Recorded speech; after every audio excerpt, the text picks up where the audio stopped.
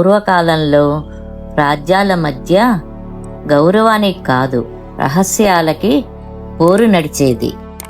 ఆ రహస్యానికి కారణం ఒక శక్తివంతమైన ద్రవ్యము. ఒకరోజు అది కనిపించకుండా పోయింది. రాజ్యంలో పరిస్థితులు తారుమారు అయ్యింది. కోపం రాజసం దాటింది. అతడు విచారణ ప్రారంభించాడు. రహస్యాల అంధకారంలో ఆమె కళ్ళు మాత్రమే కాదు, ఆమె గుండె కూడా ఏదో చెప్పాలనుకుంటోంది. ఈ ద్రవ్యము దొంగతనం కాదు, ఇది గత రహస్యం తిరిగి ఆరంభమయ్యే సంకేతం. అతడెవరు?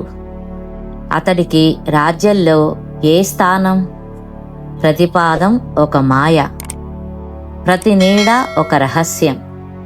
ఈ రాజ్యంలో నమ్మకం సైతం శత్రువు కావచ్చు.